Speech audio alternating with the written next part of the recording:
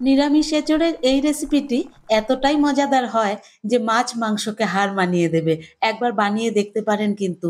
নমস্কার বন্ধুরা, জয়শ্রীর পাকঘরে সবাইকে স্বাগত। আমার আজকের রেসিপি এঁচোড়ের মালাই কোফতা। রেসিপিটির জন্য একখানা ছোট মাপের কাঁঠালের অর্ধেকটা আমি এইরকম টুকরো টুকরো করে কেটে নিয়েছি। আর এঁচোড়টা কাটার সময় এই যে ব্রাশের মতো যেই জিনিসগুলো আছে এইগুলোকে কিন্তু আমি খুব একটা বাদ দিইনি। এতে করে কোফতার মধ্যে একটা আঁশ ভাব আসবে। সঙ্গে নিয়ে নিয়েছি ৩ খানা ছোট মাপের আলু। এবারে প্রেসার কুকারে জল দিয়ে এই আলু আর এঁচোড়ের টুকরোগুলোকে সেদ্ধ হতে বসিয়ে দেব। সঙ্গে দিয়ে দিচ্ছি 1/2 চামচ মতো লবণ আর সামান্য একটুখানি হলুদ আর 1 চামচ মতো তেল। একটুখানি তেল দিয়ে নিলে পরে এর আঠাগুলো প্রেসার কুকারের গায়ে আটকে যাবে না। এবারে লিডটাকে বন্ধ করে ২ টো সিটি দিয়ে নামিয়ে রেখে দেব। এঁচোড়টা নামিয়ে ঠান্ডা হতে দিয়ে অন্যদিকে আমি যে গ্রেভির মশলাটা সেটা তৈরি করে নিচ্ছি।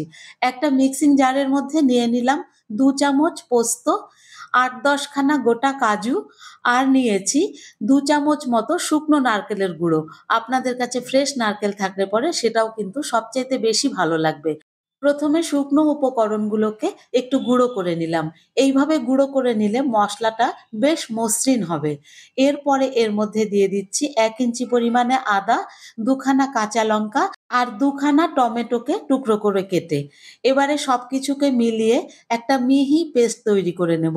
কাজু থাকার কারণে এই পেস্টটা কিন্তু দারুণ সুন্দর একখানা টেক্সচার হবে।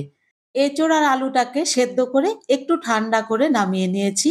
আলুগুলোকে ছুলে এর মধ্যে দিয়ে নিয়ে একটা ভেজিটেবল স্ম্যাশার দিয়ে খুব ভালোভাবে পিষে নেব। এই কাজটা গ্লাস বা বাটির পেছন দিয়েও কিন্তু খুব সুন্দরভাবে পিষে নেওয়া যায়। মোটামুটি মিহি হয়ে এলে এবারে হাত দিয়ে একটুখানি দানা আছে কিনা ঠিকঠাক মতো দেখে নিয়ে ভালো করে মিশিয়ে নিচ্ছি। এবারে এর মধ্যে দিয়ে দিচ্ছি 1/2 চামচ লবণ। সেদ্ধর সময় যেহেতু একটু লবণ দিয়েছিলাম সেজন্য একটু কম লবণ, সামান্য একটুখানি হলুদ গুঁড়ো, একটুখানি লঙ্কা গুঁড়ো আর ভাজা মসলা ১ চামচ।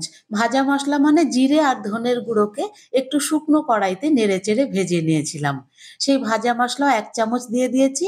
সঙ্গে দিয়ে দিলাম 1/2 চামচ এরকম গরম মসলা, ১ চামচ পরিমাণে চিনি, কোফতাগুলো একটু মিষ্টি, মিষ্টি হলে ভালো লাগে। আর দিয়ে দিয়েছি ৮-১০ টা কিশমিশকে একদম কুচিয়ে কেটে নিয়েছি। দিয়ে দিলাম ১ চামচ পরিমাণে ঘি আর বাইন্ডিংস এর জন্য ২ চামচ আটা। আটার পরিমাণটা এঁচোড় কতটা শুকনো হয়েছে তার উপরে ডিপেন্ড করবে। কখনো ২ চামচও লাগতে পারে, কখনো বা ৩ থেকে ৪ চামচও লাগতে পারে। সেজন্য এঁচোড়টাকে সেদ্ধ করার পরে ভালো করে জল ঝরিয়ে নিতে হবে। এঁচোড়টা জল ঝরিয়ে শুকনো করে নিলে পরে আটার পরিমাণটা কম লাগবে। সবকিছুকে ভালো করে মেখে মিশিয়ে নিয়েছি দেখতেই পাচ্ছেন। এরপরে হাতটাকে একটুখানি পরিষ্কার করে নেব। হাতটা পরিষ্কার করে নিয়ে হাতের মধ্যে একটুখানি তেল লাগিয়ে নিয়ে অল্প, অল্প করে পোরশন তুলে ছোট্ট, ছোট্ট বলের আকারে কোপ্তাগুলো গড়ে নেব।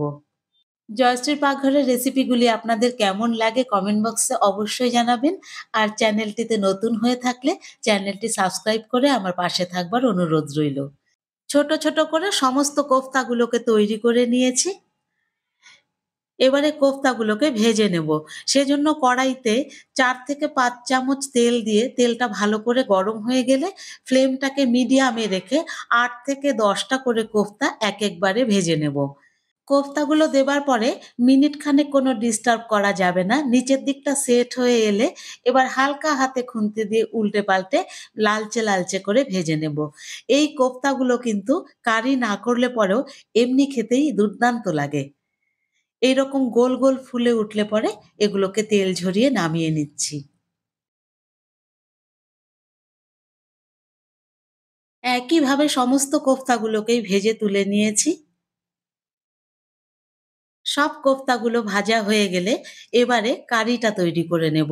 সেজন্য কড়াইতে যে তেলটা ছিল তার মধ্যে ফোড়নে দিয়ে দিলাম ১ চামচ গোটা জিরে, ২ খানা তেজপাতা, ২ টো শুকনো লঙ্কা আর একটুখানি এলাচ, দারচিনি আর লবঙ্গ। ফ্লেমটাকে কমিয়ে রেখে ৩০ থেকে ৪০ সেকেন্ড কিন্তু মশলাগুলোকে একটুখানি ভেজে নেব।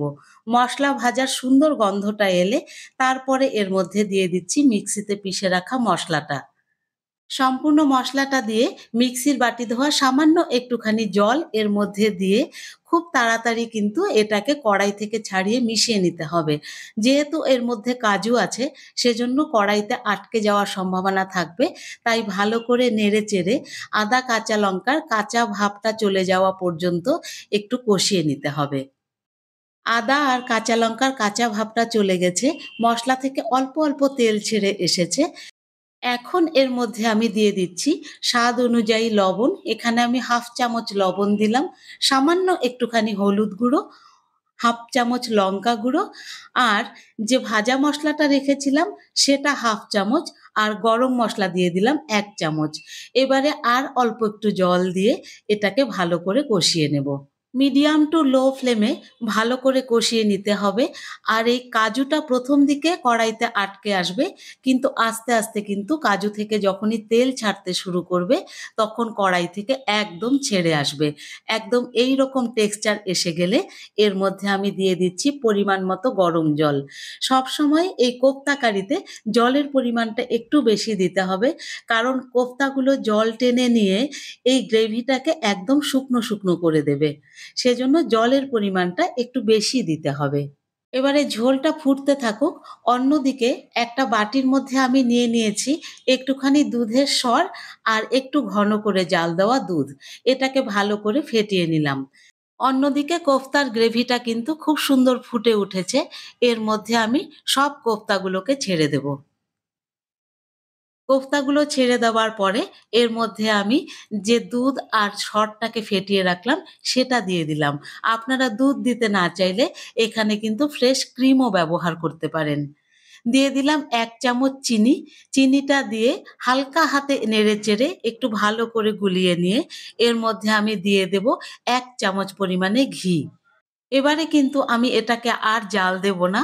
এবারে ফ্লেমটাকে অফ করে দিয়ে ঢাকা দিয়ে স্ট্যান্ডিং টাইমে ৫ থেকে ৬ মিনিট রেখে দেব। তাতেই কিন্তু এই কোফতার গ্রেভিটা রেডি হয়ে যাবে। আর কোফতাগুলো ফুলে, ফুলে তুলতুলে নরম হয়ে যাবে আর গ্রেভিটা কিন্তু একদম ঘন হয়ে গেছে। এঁচোড়ের তরকারি খেতে একঘেয়ে লাগলে পরে মাঝে, মাঝে কিন্তু এইরকম এঁচোড়ের কোফতা কারি বানিয়ে নিতে পারেন। সম্পূর্ণ নিরামিষ উপায়ে তৈরি, এর চাইতে বেশি টেস্টি আর মজাদার কোনো রেসিপি হয় না। রেসিপিটি কেমন লাগলো কমেন্ট বক্সে অবশ্যই জানাবেন।